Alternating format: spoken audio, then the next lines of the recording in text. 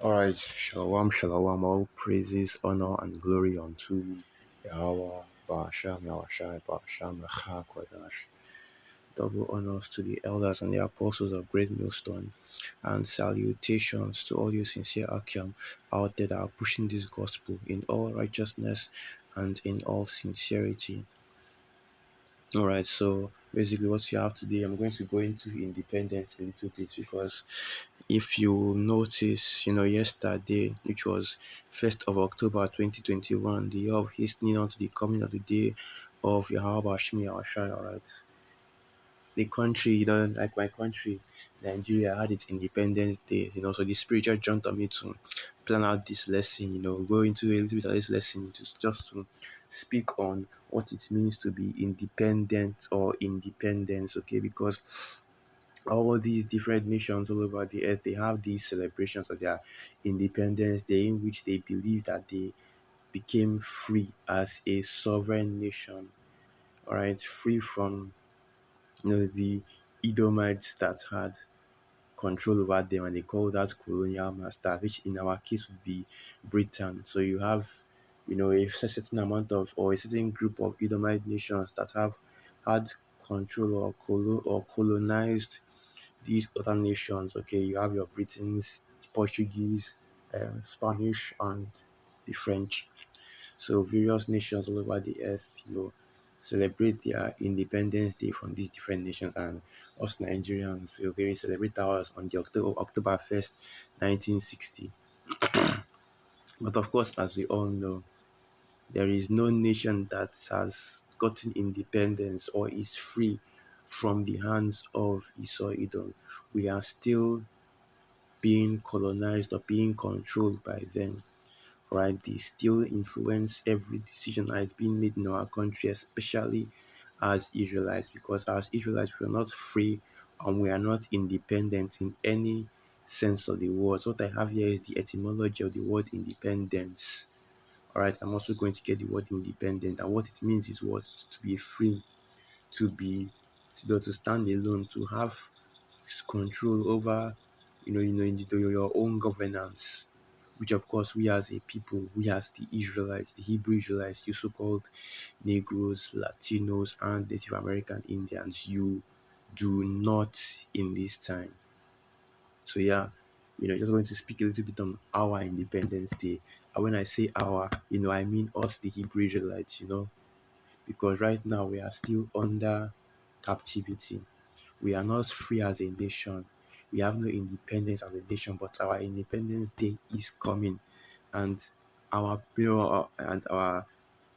high leader, I want to say supreme leader, like the North Koreans say about their own about that Moabites, or basically, as I was saying, this is the word independence, fact of not depending on others or another, self-support and self-government.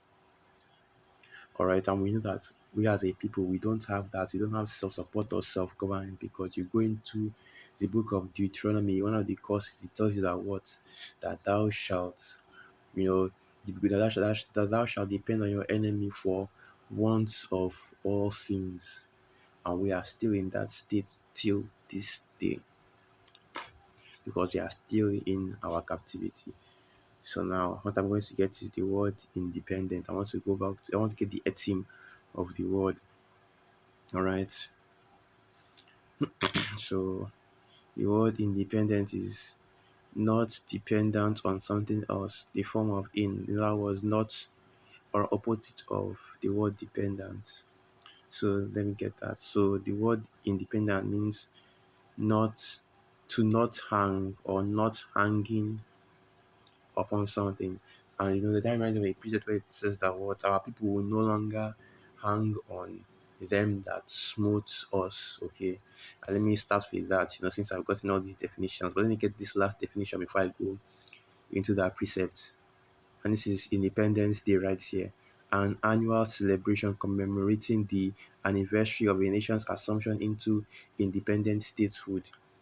And that should remind you of the Passover, because that's exactly what the Passover is. It's a celebration of our Independence Day, and that's why Esau Edom has his July 4th and he has his Thanksgiving, which of course, since I'm not part of that people, I don't really know much about those celebrations. So let me just quickly pop it up on Google.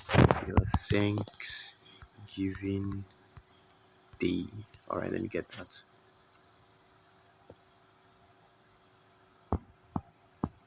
So what I want to see is I want to see the exact date of the Thanksgiving, 25th of November. And basically what this Thanksgiving Day is actually a make an Edomite what this is an Edomite Passover, because they want to have that erroneous belief that because back then they were pushing that erroneous belief that they made peace, or they had a covenant or an agreement with God, Native American Indians, which of course they broke, but for a period of time they did have something like that. But as we know, these devils always, these devils are treacherous dealers. The treacherous dealers have once, they always deal treacherously. Right. So now let me get some precepts. Now let's get the precepts. Enough of the explaining. So the first precept I want to get is our people shall no longer stay on him that smote us. So this is the book of Isaiah chapter 9, it's Isaiah chapter 10, verse 20, and it reads, "And it shall come to pass in that day that the remnant of Israel and such as are escaped of the house of Jacob shall no more stay upon him that smote them, but shall stay upon Yahweh, the Holy One of Israel, in truth." And that is a sign right there that our people are still dependent on our enemies, all right? And the people that smote us would be these Edomites, or these other nations, all right? We are dependent on them because, as it's written in the courses, we shall go to our enemies for want of all things. In other words, we are not free from these devils, okay? We're not independent of these devils. You are not an independent or a sovereign nation if you still have to depend on your other nations, or even nations that colonized you for anything. All right, a little bit of problem arises in your nation and you are crying to your enemies, you are crying to them to defend you, to protect you, to help you, to send support, because because you are not there, because you are still, and because that proves that you are still under them. All right, and we as a people, we are still under Esau Edom. But what we have is that it is soon coming that we have our liberator, our redeemer, the one that will grant us independence, our Lord Yahweh Shai, coming back to bring us out of this captivity, to bring us out of the colonization that we're in right now, being colonized by Esau Edom, being undealt captive by Esau Edom, and make us independent, make us a sovereign nation, to gather back the nation and to build the nation back up, all right? Because independence isn't just giving, all right? Because the independence isn't just given by your captors, all right? Independence isn't just given by your captors, it is taken by the by the people. And in this case, all right, and in this case, the one that will take that independence, that will redeem our people, is our Lord Yahweh Shai. And it's a good thing I'm in Isaiah, because I want to get one of the first precepts I want to get is the book of Isaiah, the 14th chapter, Isaiah 14, verse 1. "For Yahweh will have mercy on Jacob and will yet choose Israel and set them in their own land. And the stranger shall be joined with them, and they shall cleave to the house of Jacob." And this right here is a future prophecy going into the Most High gathering of our people, the Israelites, the so-called Negroes, Latinos, and Native American Indians, and the scattered of our people, okay, the Israelite Gentiles, which will be the strangers, and we all will go back to the Holy Land after this kingdom, Esau Edom, is destroyed. So from verse 2 now, "And the people shall take them and bring them to their place, and the house of Israel shall possess them in the land of Yahweh for servants and handmaids, and they shall take them captives, whose captives they were, and they shall rule over their oppressors." And once you are in captivity, you are not independent. So I'll say it once again. our people, the Israelites, are not independent. Every single nation out there that has a 70%, 80%, chance of having a predominant Israelite population. It's a third world country. I actually wanted to do a video about it, going into all the poorest nations on the planet, and I was actually looking through this. Majority of them are Jake men. You might have a few Hamite nations here and there, a majority of those nations are Israelite nations. All right, nations that have only predominantly Israelites, and that's showing you, man, that our people are at the bottom. All right, we are the lowest in this kingdom. We are because we are not independent. We don't have our own nation. Okay, even the scriptures tell you that we have no continuing city. That is the book of Hebrews. All right, let me get that because our people don't have a nation. All right, so this we don't have independence from our enemies. We don't have protection from our enemies. So this is the book. This is the book of Hebrews 13 and verse 14, and it reads, "For here we have no continuing city, but we seek one to come." And that's right. Our people don't have our own independent sovereign nation. All right. No Israelite has a sovereign nation, a nation that they can is completely self-sufficient. Like these Edomites or Moab. Or the or any or various or any other example of nations throughout history. We don't have that anymore because as it was written in the courses, and let me get that, Deuteronomy 28, that is from, so like this is 33, Deuteronomy 28, that we shall go to our enemies for want of all things. But since no, let me just bring it out. Let me just bring it out. No need to not there's no need not to not bring it out. So let me just to show that it is in here. Okay, so like I'm still looking for it. Okay, it is Deuteronomy 28, verse 48, and it reads, "Therefore thou shalt serve thine enemies, which Yahweh shall send against thee in hunger, and in thirst, and in nakedness, and in want of all things. And he shall put a yoke of iron upon thy neck until he have destroyed thee." And that is what our people are currently facing in this day, right? And that yoke of iron is basically a spiritual yoke, which is the reason why no matter how you unionize, no matter how you militarize, no matter how you try and stand up against these devils, against Esau Edom, you cannot do it yourself because you have been sold by Yahweh Hashem Yahushua into the hand of these Edomites. And there is only one person that can buy you, because you go down to Deuteronomy 28, verse 68, the last chapter. It tells you that what? That the Most High will carry. So let me just make sure that that is the correct thing. Yeah, here it is. The Most High will carry you into Egypt with ships again. And we shall be bondmen and bondwomen, and no man, nobody will be able to buy us. In other words, will be able to deliver us. All right, and that's why we have those yoke of irons on our those yokes of iron on our necks, because we are waiting for our deliverer, the one redeemer we have, our Lord Yahweh Shai, which will give us, right, the sovereignty to be a nation. So let me get this, Deuteronomy 28, verse 1, and it reads, "And it shall come to pass, if thou shalt hearken diligently unto the voice of Yahweh thy power, to observe and to do all his commandments, which I command thee this day, that Yahweh thy power will set thee on high above all nations of the earth. And all these blessings shall come on thee and overtake thee, if thou shalt hearken unto the voice of Yahweh thy power. Blessed shall thou be in the city, and blessed shall thou be in the field. Blessed shall be the fruit of thy body, and the fruit of thy ground, and the fruit of thy cattle, and the increase of thy kind, and the flock of thy sheep." That's right. You'll actually have property to own. And not only will you have it, but they will be blessed, they'll be increased. Okay. If you are sovereign, that means you have your own, your own property, your own things to actually sell to the other nations.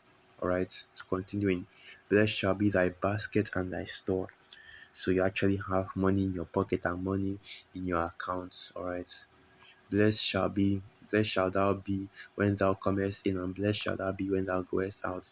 Yahweh shall cause thine enemies to rise up against thee to be scattered. From the seven once again. And Yahweh shall cause thine enemies that rise up against thee to be smitten before thy face. They shall come out against thee one way, and flee before thee seven ways. So all the enemies that come up against you won't just easily overcome you, but they will be destroyed in your presence. Yahweh shall command the blessing upon thee in thy storehouses and in all that thou settest thine hand to, and he shall bless thee in the land which Yahweh thy power giveth. Yahweh shall establish thee an holy people unto himself, as he hath sworn unto thee, if thou shalt keep the commandments of Yahweh thy power and walk in his ways. And that's basically going into, us being an independent nation. And right now, in this time, we have none of these things, all right? We don't have, we don't even have lands or properties or anything that we can have an increase in, and the most high is not giving us an increase in that. Everything that we touch is cost. We put our hands to work in a field, and another man eats out, profits off it. Every time you see Jake making money, there is always an Edomite that's making a hell of a lot more money than that Jake is making, and then giving that Jake what crumbs. And that's what makes you think that that Jake got money, but he doesn't have anything in all actuality. And that's why Jake is always dying poor. That's why whenever whenever Jake dies, that the money is gone, because Jake isn't actually making any money in this kingdom. It's just the illusion of just the illusion of making money that our people have, our people have, because you already know how this paper currency works. It's nothing. It's worth nothing. That's why the dollar is currently on a downward spiral that it is, and it's currently about to crash and become completely useless, because it's worth nothing. All right.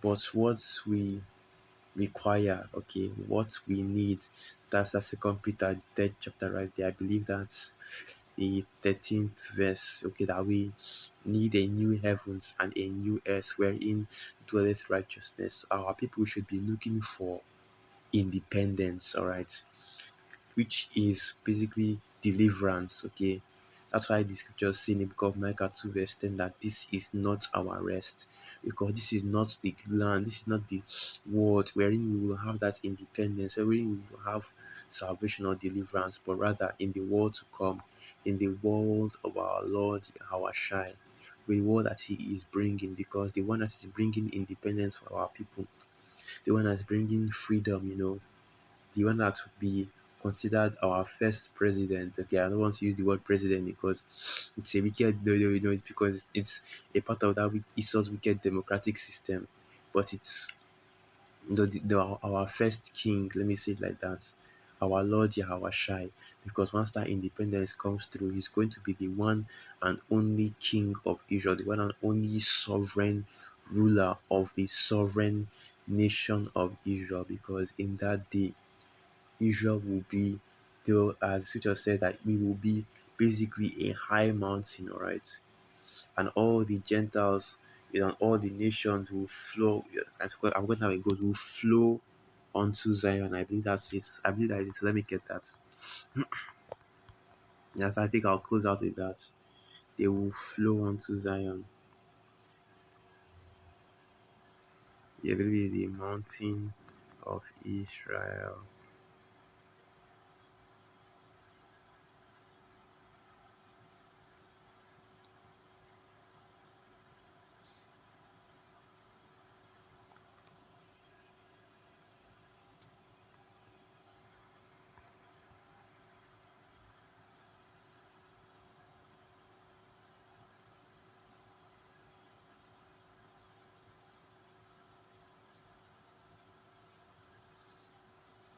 Here it is. I was trying to remember the precepts, but it's Isaiah the second chapter. So Isaiah chapter 2 verse 1.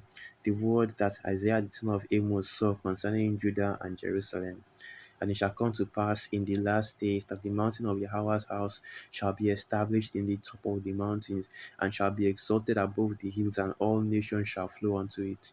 So Israel, our nation, all right, our nation of the Israelites is supposed to be the greatest and the highest nation over the ruling over the earth. If we're not the most, if we're not a sovereign nation, the sovereign nation, the lead nation on the earth, guess what?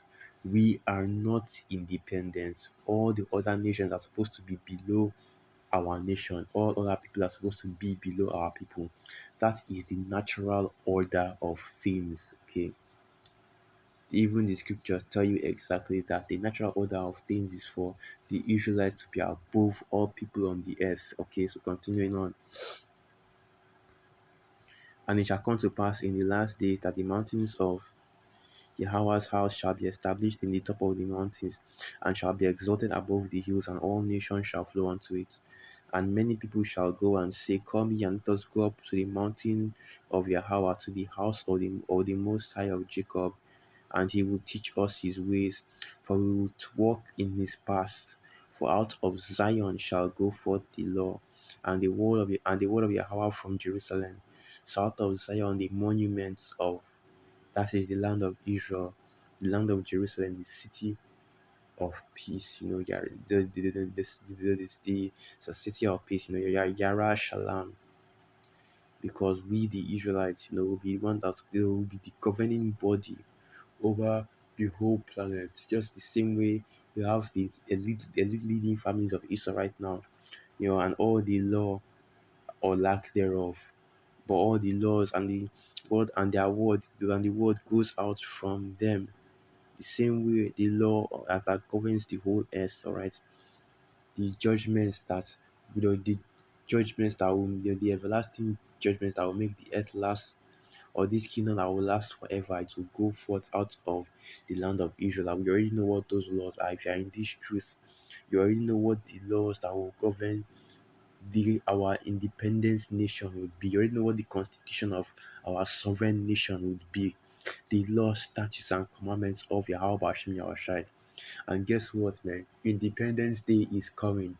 There is a reason why Esau Edom named that movie concerning an alien invasion Independence Day, because he understands that once those chariots crack those clouds, once our Lord Yahweh appears and is coming, is going to be an Independence Day. Not for Esau Edom, but for us, man. I'm going to celebrate that day in the kingdom. It's going to be powerful celebration, a great feast, and of course a Sabbath. That day which our Lord Yahushua comes back, that day which you will have this independence, which will be sovereign, will be free from Esau Edom and the captivity that we are being forced to endure in this time. So with that, I'd like to give all praises, honor, and glory unto Yahweh, Ba'asham, Yahweh, Ba'asham, Racha, Kwadash, Wa Abad Babal. Through the Spirit, I hope you Akiam and you Akwat were edified.